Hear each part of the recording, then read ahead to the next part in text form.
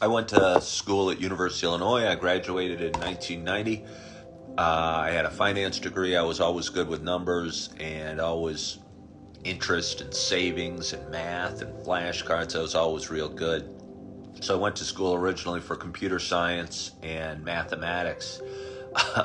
But somewhere during my sophomore year, the math classes got very advanced. And I'm going, hey, I know 8 times 8 is 64, but what the heck are you talking about up there? I mean, it gets really advanced. Math gets really, really, really complicated at higher level, collegiate levels. And you're going, I don't even know. Where's the numbers? Where's the numbers? What's going on?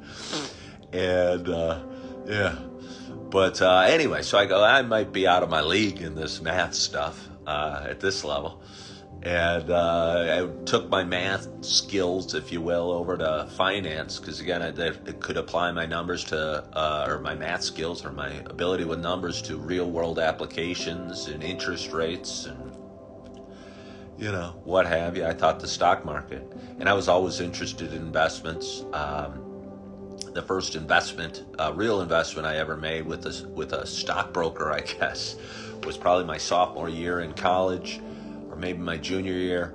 And one of my best friends to this day and I used to watch stocks, and we're in finance together, and realized that Apple Computer between, I don't know, January and March always had a big move up or down. And we decided to pool our money, and we took our money. We each had $300 or something. We took it into a broker's office and bought like 2, I don't even know if they were puts or calls.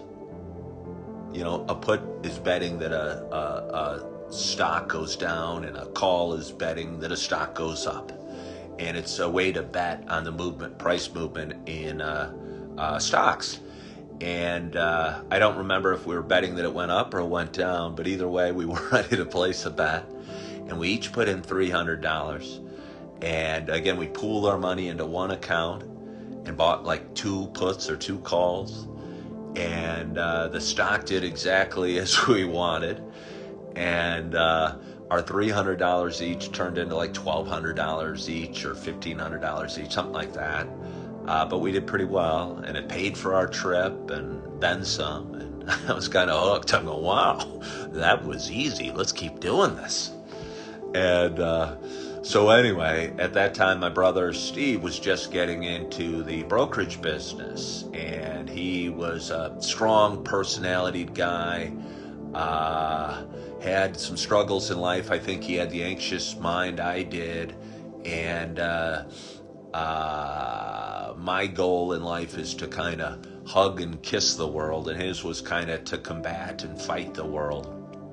But either way, he was real good at talking, and had a real powerful personality, and became a stockbroker at a company called L&F Rothschild. And I don't know if it still exists, but either way, started doing well. He was a broker during the October of '87 crash, and I remember some things he was telling me and explaining to me about the margin calls that were going to happen, I think, on that following Monday, and how hard the market was going to be, and he was right. And what have you. But he started making a ridiculous amount of money. Yeah. And I was a young kid, about 20 years old at the time, and thought a ridiculous amount of money sounded pretty good after graduating. And I have a finance degree, and I like to talk, and if Steve can do it, I can do it. So I became a stockbroker, but the summer before my senior year, I worked as a caller at Lehman Brothers, which was a huge founding father on Wall Street company that now no longer exists, disappeared during 2008 mortgage crisis. And but I was working for him, and I was making $5 an hour, calling, just dialing. I don't know if we had rotary dial or we could actually push, but there was no headset, and I was like this. And I'd go, hello, Mr. Jones, I have a call for Steve Tracy. One moment and I'll connect you. And I put it on hold. And my whole job that whole summer was to get through the gatekeepers, the wives or the secretaries or what have you, and get to the wealthy guy whose name was on my card. And let me tell you, it was a hellish job, because all you're doing, you don't even get the glory of presenting an idea or saying good morning to Mr. Jones, hardly. You're only battling the secretaries, and the secretaries are well trained to not let you get through the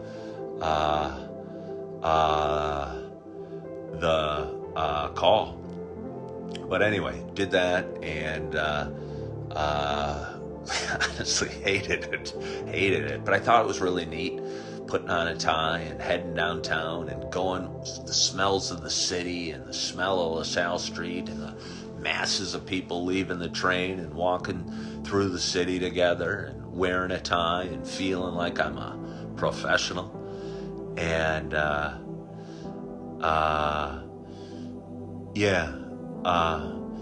but anyway, after college I did that. I was making $5 an hour again, got my license, qualified leads, started cold calling, did fairly well, and made enough money that I couldn't almost leave it, because there was no other job I could make that much money doing.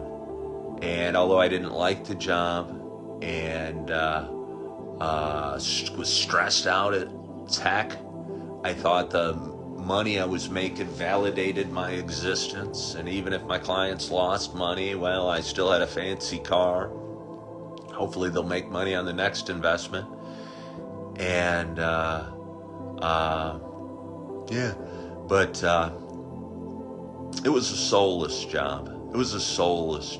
And near the end I couldn't do it at all. The phone looked like a anvil that I had to pick up and call and either tell a client why he lost money, or pitch another idea, or try and generate more commission. And I think that's kind of led me on the path that I'm on, of trying to share my story and share my wisdom and not worry about how much money I'm making or not making. And kind of taught me some lessons about the value of money, or the lack of value of money.